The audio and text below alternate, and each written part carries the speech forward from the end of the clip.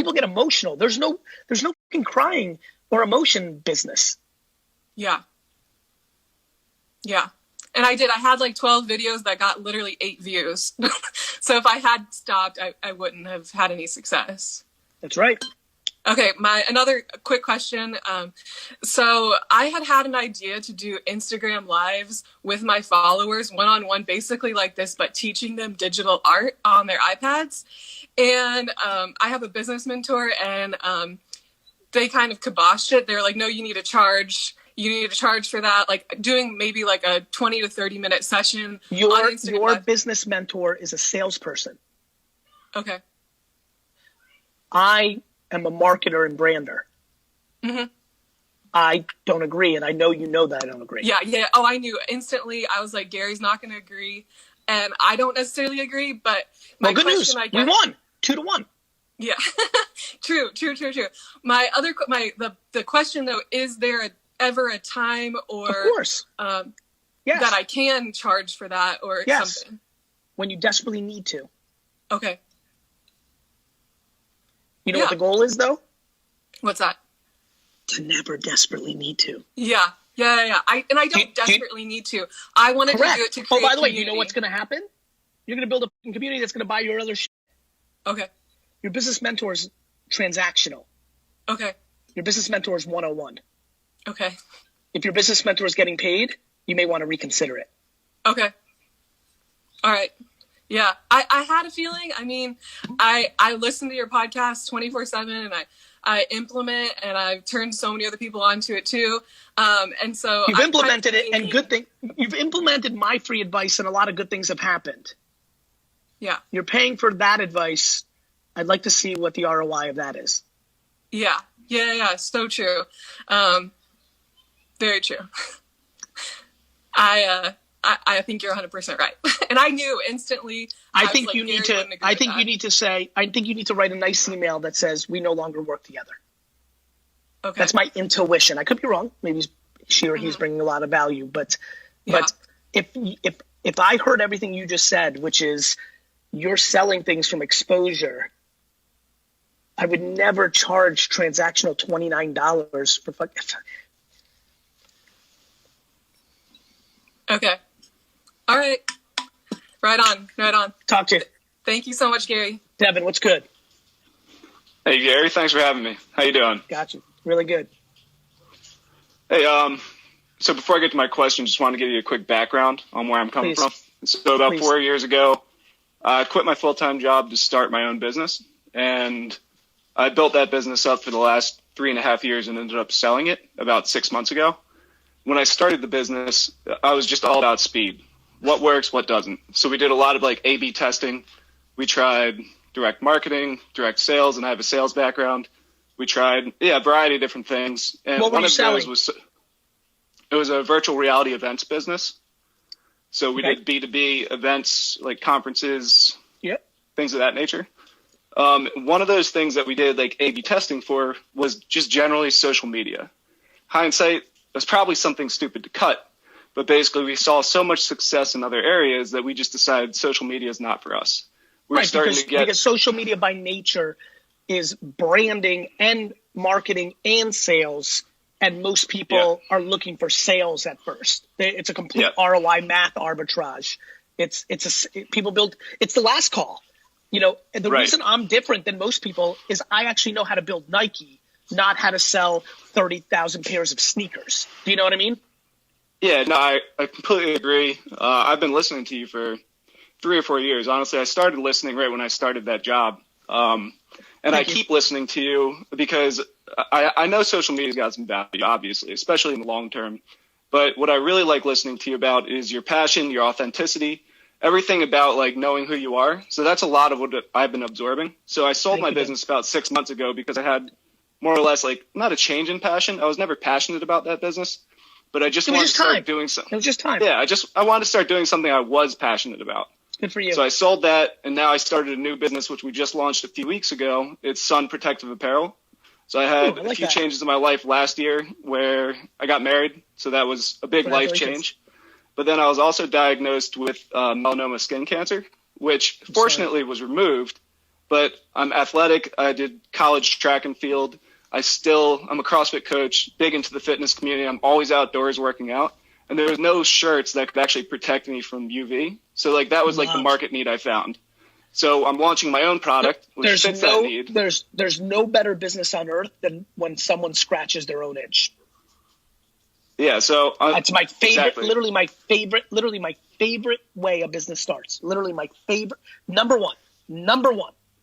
Yeah, I mean, that's a big reason I started it, because of listening to your content and hearing that over and over and over. It's like, what is my need? What exists in the marketplace, or what doesn't exist in the marketplace that I can fill that need? So yeah, I jumped in, started it. So I have a fresh slate. Again, didn't do any social media last business. Personally, I do little to no like social media. I don't have like a personal brand. It's really just a way for, like, I use social media strategically to reach out to decision makers on Instagram, use that messaging sphere, use Twitter, like, but I don't have any personal preference. Yeah, and one thing I'm worried about, if you're using that, are you using it from your personal account or your brand's account? So in the past, I've used it from my brand's account.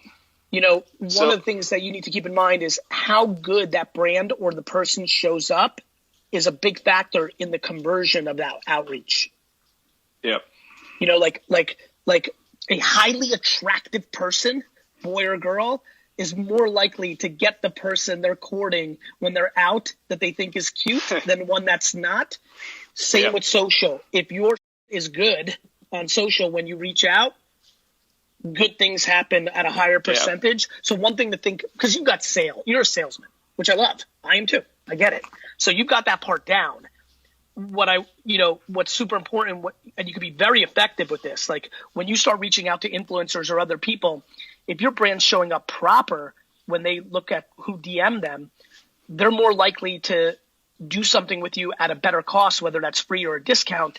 If you look like, or if you're not playing the game right, they're going to charge you twice. You can see how the economics amortize out very quickly on just, I'm sure, because you're a sales brain, you already can see why I just gave you a very good reason that your Instagram and Pinterest and TikTok need to look proper just on the ARB, on the transactional influencer marketing play.